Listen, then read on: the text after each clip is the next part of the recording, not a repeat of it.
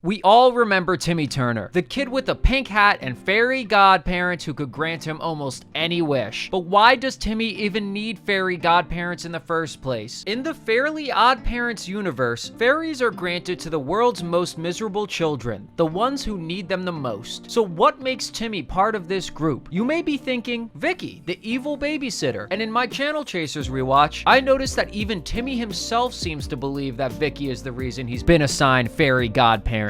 But the truth is, the root of Timmy's problems starts a lot closer to home. Vicky's a nightmare, there's no doubt about that. But let's not forget who hired her in the first place. Timmy's parents. They could fire her at any time and replace her with someone else just as bad because they're too careless to tell the difference between a babysitter and a torturer. Vicky is just a symptom of a much bigger issue. An issue that begins and ends with Mr. and Mrs. Turner. It's their job to love and protect their son. And although the gimmick is that they never witness Vicky tormenting Timmy firsthand, they can still clearly see his reaction when Vicky shows up to babysit. The terrified screaming upon her arrival and begging them not to go. And that should really be enough. Their failure as parents to react to their son's obvious fear and distress speaks volumes about how little they actually care about their kid. I mean, what kind of parents don't set up a parent-teacher conference when their son's been getting Fs for their entire school career? They're so uninvolved in his life that it's like they're not even parents. It's like Timmy is not even their kid. And another reason I think Timmy's parents are the reason he has fairies and not Vicky is the Channel Chasers special. During the Maho Mushi segment of the special, when Timmy ages himself up older and older using the magic remote, we are shown that Timmy gets to keep his fairies until he is 18 years old, aka well past the age of needing a babysitter. This means that Timmy's life remains so miserable he was eligible for fairies without Vicky being a factor anymore. And that's because his parents are still terrible parents, unloving and unattentive. And having parents that really don't give a shit about you seems to be a determining factor in what makes someone eligible for fairy godparents in the first place. I mean, if you think about it, consider why someone like Chester doesn't have fairies. Fairy godparents aren't just handed out to any kid who's having a rough time. They're assigned to kids who are seriously lacking in love and support. Although Chester's family may be poor, his father still tries his best and loves him, so no fairies for Chester. And on the other side of the coin,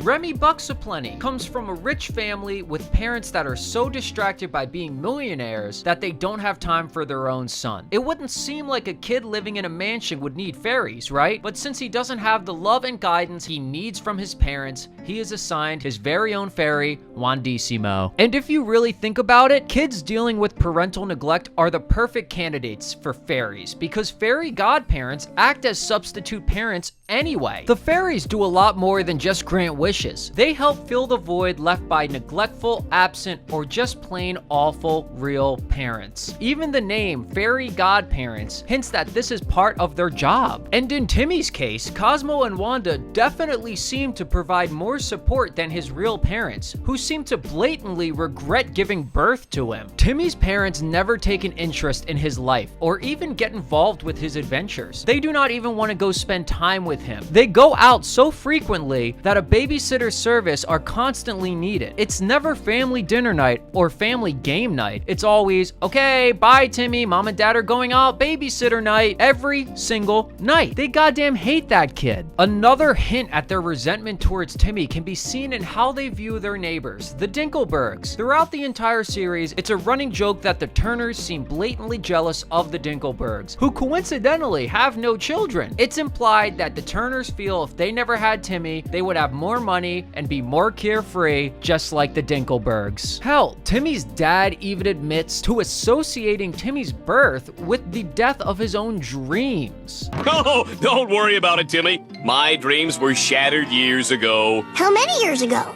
How old are you? Imagine your dad not only blaming you for his dreams shattering, but in the same breath admitting he doesn't even know how old you are. What the hell? And if you want to go even deeper into Timmy's parents' resentment with him existing, Timmy's hat is actually pink because his parents wanted a girl and were apparently too stupid to get a blood test or ultrasound or anything performed when Timmy's mom was pregnant. They end up buying a truckload of pink stuff out of excitement for this baby girl they want to have, and this would from the very moment of being born can make your son feel like a massive disappointment. And this isn't one of those, oh, we'd prefer a girl, but we're happy as long as he's healthy type deal. No, Timmy's dad literally says, I'd be crushed if we had a son. I mean, could you really imagine Timmy going to his mom and dad for, well, really any problem at all? Think about it. Vicky is not the only bad thing in his life. Some episodes show him dealing with Francis bullying him at school, or Mr. Crocker always giving him an F, trying to get him held back indefinitely, which could really impact his education and future. But do you really think Timmy would ever go, hey mom, my teacher is being unfair and gave me an F today. I don't know what to do about it. No, he literally never would. He would go vent to Cosmo and Wanda, his fill-in parents, about it. I can see why naive 10-year-old Timmy in Channel Chasers wanted to blame Vicky as being the source of all his misery and his reason for having fairies in the first place. But from an adult perspective, I disagree, Timmy. Timmy's parents were the ones who allowed their son to be terrorized, and enabling Vicky's abuse is just one example of them being horrible parents. But at the end of the day, maybe Timmy should thank them after all. Fairy assignment seems to align with a lack of parental love. And if them being horrible parents allowed him to meet Cosmo and Wanda, then maybe it was all worth it after all. If you made it this far into the video, why not throw a like and a subscribe my way? You might just keep me from ending it all. All right, thanks for listening.